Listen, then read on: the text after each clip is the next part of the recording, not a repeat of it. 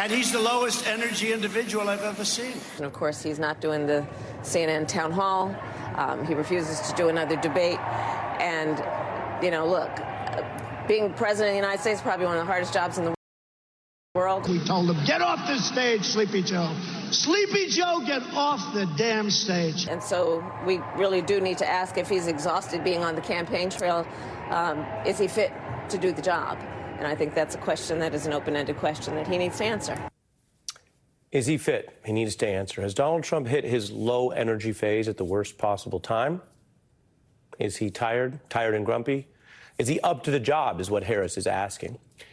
Trump did a Fox appearance today, but he's also publicly pleading with the channel to just lose money, which corporations don't usually choose to do, and forfeit and reject any political ads against him. He's canceled interviews here from 60 Minutes to an NRA appearance. He's verged on what Politico calls a media blackout from anything other than just the most supportive cocoon like Fox. And it just clearly contrasts Kamala Harris's media blitz. She's traversing and reaching households that watch Fox or CNN or MSNBC or CBS or any combination thereof, and also reaching people who get more info online, like these audiences for Howard Stern and The Breakfast Club and podcasts. Continuing with more discussions with journalists today, because as I just told you, Harris just spoke with NBC's Peter Alexander. That was by her rally before the one that just concluded that you might have seen some of. So we're actually going to show a little bit of this at some length, and you can see what she's doing that Trump is not. She's taking journalistic, challenging questions, like pressing her on where she would actually specifically break with Biden's policies, which is a fair, kind of real question for any candidate who's trying to distinguish what has been from what will be. She was asked about whether her campaign's lost any joy or momentum. So here is that exchange. At the convention, you cast yourself as a joyful warrior, but in recent rallies, you've increasingly attacked former President Trump as an unstable and unhinged. Is that an effective closing? Is that an effective closing argument?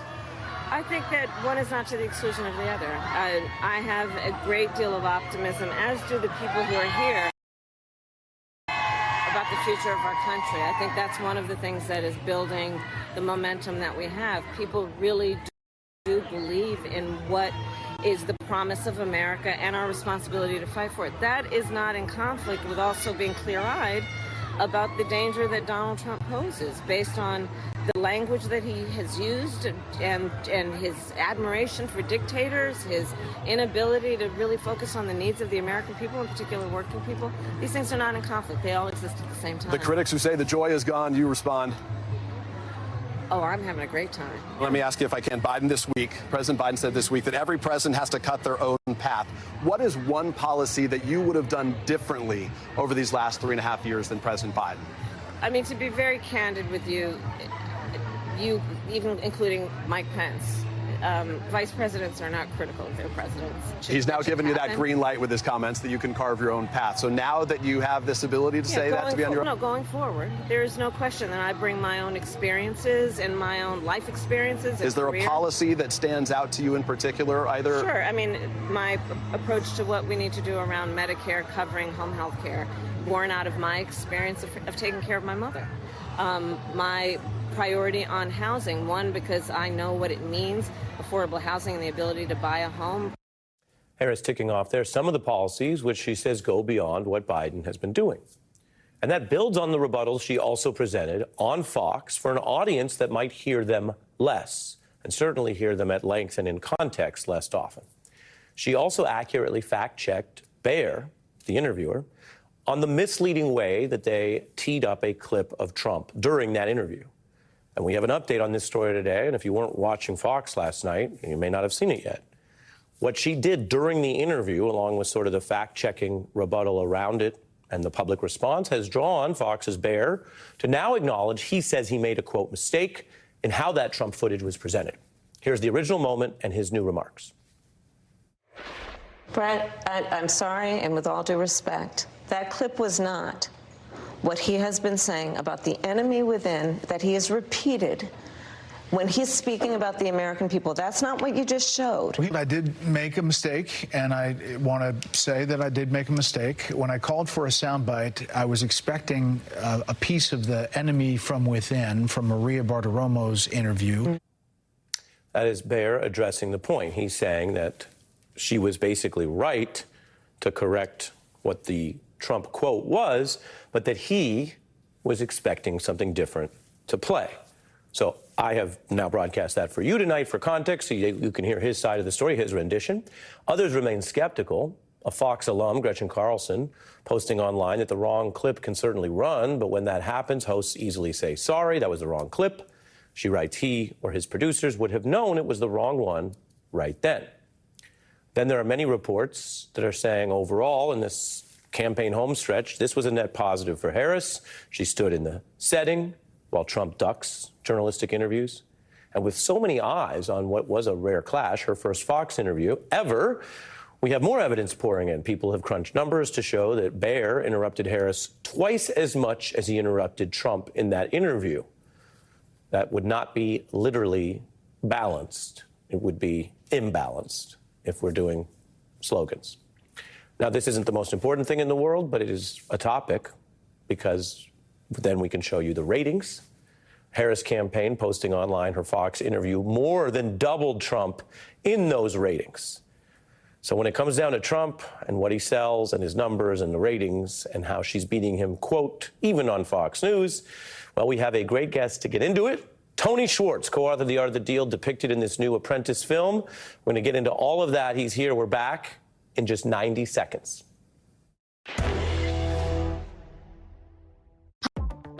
Meet the new Target Circle 360. With unlimited same-day delivery, so you can get what you need when you need it.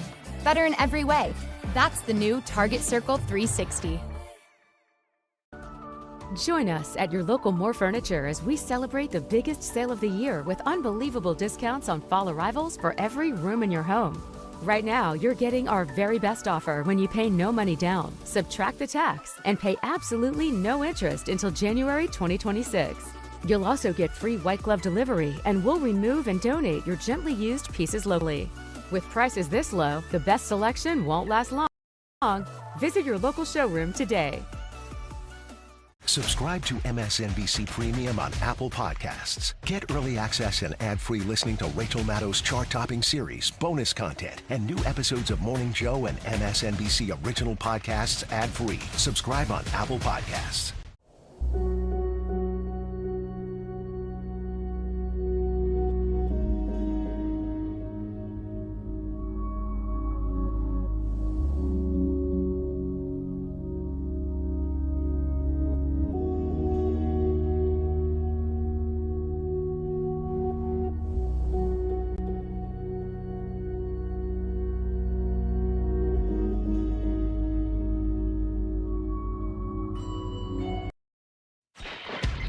So I think this really is a moment, like we saw with the Republicans who are supporting me most publicly recently, that it's a time to put country before party and really, again, with a sense of optimism, fight for what we care about. New remarks from Kamala Harris there with NBC's Peter Alexander, building on her points about exhausted Trump and him running and ducking. I'm joined now by the co-author of The Art of the Deal and a noted Trump critic, Tony Schwartz. He is in a very controversial new film, The Apprentice. That's him in that scene, and we're going to get to that. But I want to start with something you know all about. You've been, I think, clear and eloquent from before Donald Trump's first campaign in 2016 about the danger he poses, but also how he thinks and his tics.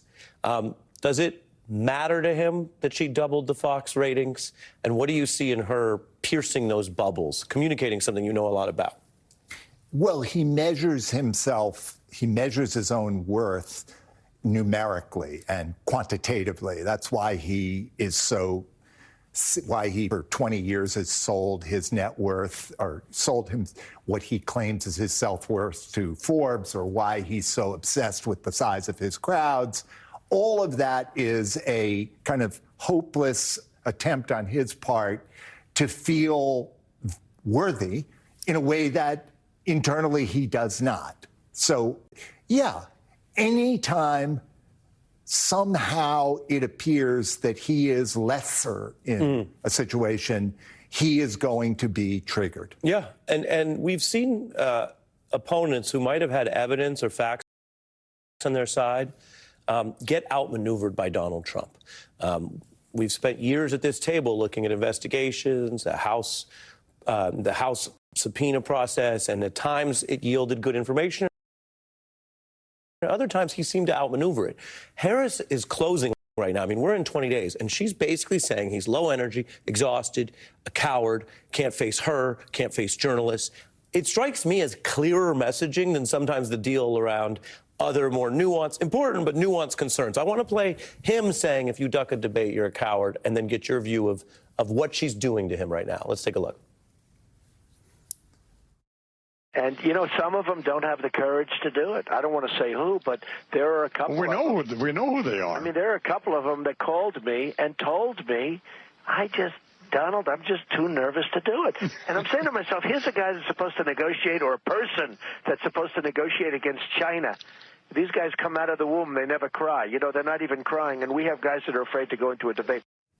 What do you think about her saying, not only to him and baiting him, that's one level, but saying to voters, whatever you've heard about Donald Trump in the last many years, we're in the home stretch, and this exhausted guy can't show up to do the job of campaigning? Well, I think there are very few ways to siphon off votes from either side right now, and I think one of them is he's exhausted. I mean, remember during the Hillary campaign where she, at the World Trade Center, where she kind of collapsed, and he used that. And I think animal instinct. Yeah, I mean, he's a feral guy. Like, he's a very animalistic human being. And so I think that I think she is going after the very few things that I think can affect this. So what are they? So number one, there's that he is clearly moving toward dementia. I mean, forget... You're not a doctor, but that's... Exactly. But you know him. Forget the diagnosis. What are the symptoms? He can't put sentences together. He loses track of what he's saying. He contradicts himself. And that is combined with the second thing that I think is powerful, which is we've always known that he is a man without conscience. He's shameless, meaning he will say anything to anyone. So what you just saw him say was absolutely, clearly a lie. His fear is really high now. And if you combine the evidence of dementia with a psychopathic personality and his age, and exhaustion as one of the consequences, this is one toxic brew that I think some voters will be influenced by. Right. And that's interesting because, again, it goes to if you're undecided in late October, right, we could have a whole side conversation about why it is. But I don't think you're going to close the deal with those folks by going into, the history of Russia and Crimea or any other assorted important things. I want to turn to the movie. I know you love Lil Baby, who's backing Kamala Harris, by the way, and he says every other night, another movie getting made, meaning that his life, his rock star life, is cinematic.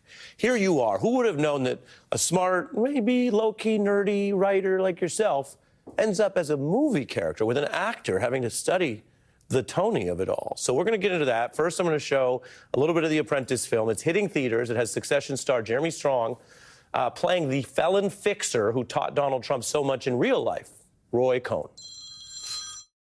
Roy Cohn.